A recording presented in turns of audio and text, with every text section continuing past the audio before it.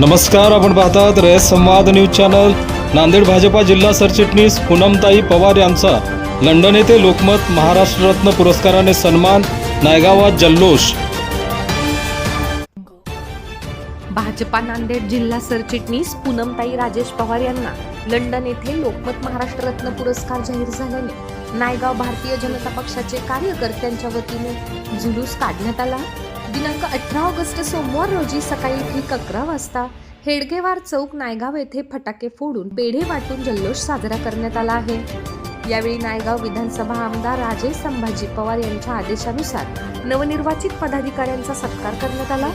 यावेळी नायगाव विधानसभा अध्यक्ष बाबासाहेब हंबर्डे, देवीदास पाटील बोमनाळे, नायगाव तालुकाध्यक्ष श्रीहरी देशमुख नरंगलकर, बालाजीराव मदेवाड, देवीदास पाटील बोमनाळे, माजी जिल्हा परिषद सदस्य व सरचिटणीस माणिकराव लोहगावे, शिवराज पाटील जाधव, जयश्रीताई नरवाडे, बापूसाहेब कौरगावकर, शिवराज पाटील, दत्ता पाटील ढगे, बळीराम पाटील वडजे, परमेश्वर पाटील जाधव, राजू पाटील बेळगे, प्रबत्ता पाटील जाधव, माधव पाटील कल्याण, बळीराम पाटील वडजे, परमेश्वर जाधव, गंगाधर पाटील कल्याण, राजू अप्पा बेळगे, रणजित पाटील पुरे, युवराज पाटील लालवंडीकर, दत्ता पाटील ढगे, युवराज धनराज जाधव, भगवान डांगे, शंकर पाटील सांगवीकर, दत्ता पाटील ढगे, परमेश्वर पाटील जाधव, शिवानंद पाटील, बळवंत जाधव, सुजलेगावकर, गजानन पाटील तोडे, राजू पाटील सुजलेगावकर, प्रकाश पाटील शेंगे, राजू गझलवाड, गोविंद पाटील हंबर्डे, श्रीराम पाटील सुगावे, सुधाकर पाटील डोनगावकर, माधव पाटील बेंद्रीकर,